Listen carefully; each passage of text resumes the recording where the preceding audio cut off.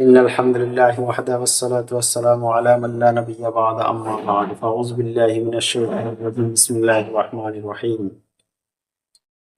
আজকে কুরবানি সম্পর্কে, কুরবানির করণীয় ও বর্জনীয় সম্পর্কে আপনাদেরকে খুব সংক্ষিপ্তভাবে বলতে চলেছি। তো চলুন আমরা কুরবানি সম্পর্কে জেনে আসি।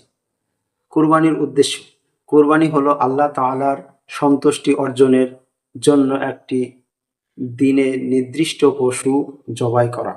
এটি হযরত ইব্রাহিম আলাইহিসসালাম এর সুন্নাত এবং উম্মতে মুহাম্মাদের জন্য একটি মহান ইবাদত। আল্লাহ তাআলা বলেন, অতএব তুমি তোমার রবের উদ্দেশ্যে সালাত আদায় করো এবং কুরবানি করো। সূরা আল কাউসার আয়াত নাম্বার 2। কুরবানির করণীয়: খাঁটি নিয়ত করা। কেবল আল্লাহর সন্তুষ্টির জন্য কুরবানি করতে হবে, লোক দেখানো বা সামাজিক মর্যাদার জন্য নয়। 2 নম্বর, শরীয়ত সম্মত পশু নির্বাচন করা। উট, গরু, মহিষ, ছাগল, ভেড়া, দুম্বা কুরবানি করা যায়। পশু সুস্থ, ত্রুটিমুক্ত ও নির্ধারিত বয়সের হতে হবে। 3, পশুর বয়স পূর্ণ হওয়া।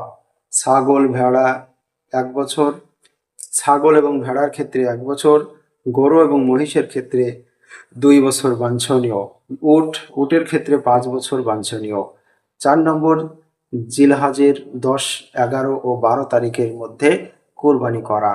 ঈদের নামাজের পরে কুরবানি করতে হবে। 5 নম্বর, কুরবানির আগে নখ ও চুল না কাটা যিনি কুরবানি করবেন।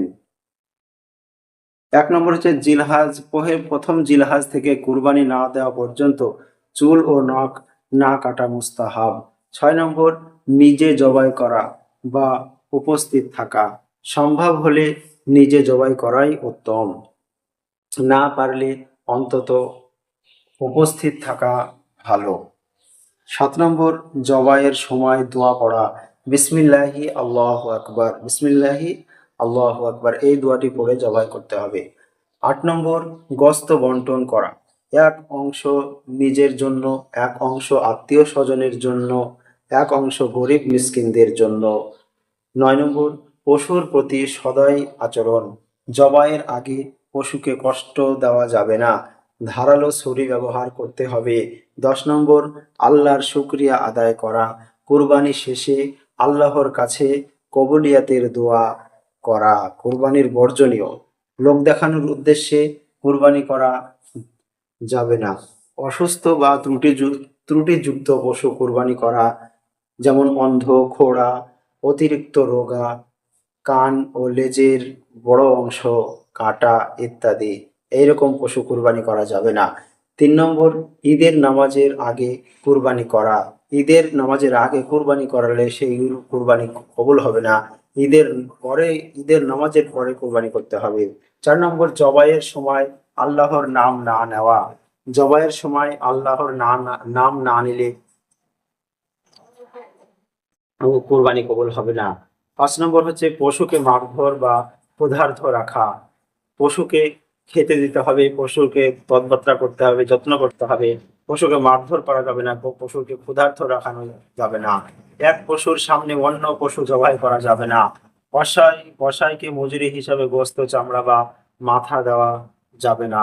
চামড়া বিক্রি করে ব্যক্তিগত কাজে টাকা ব্যবহার করা যাবে না, যেমন চামড়া বিক্রি করে সাংসারিক কাজে টাকা লাগানো যাবে না।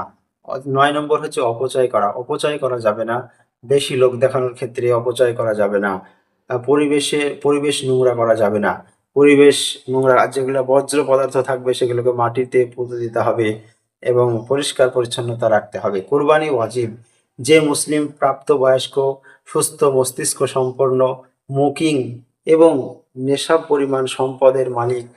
গুরুত্বপূর্ণ হাদিস: বুখারী ও সহিহ মুসলিমে বর্ণিত, রাসূলুল্লাহ সাল্লাল্লাহু আলাইহি সাল্লাম বলেছেন, আদম সন্তানের জন্য কুরবানির দিনের আমলগুলোর সবচাইতে আল্লাহর কাছে সবচেয়ে প্রিয় আমল হলো রক্ত প্রবাহিত করা, কুরবানির দোয়া, আল্লাহুম্মা তাকাব্বাল মিন্নি, হে আল্লাহ আমার পক্ষ থেকে কবুল করুন।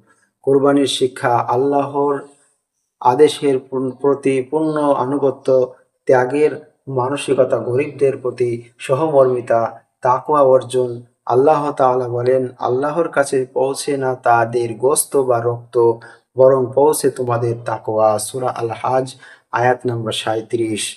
আল্লাহ তাআলা আমাদের সকলের কুরবানি কবুল করুক। আমিন।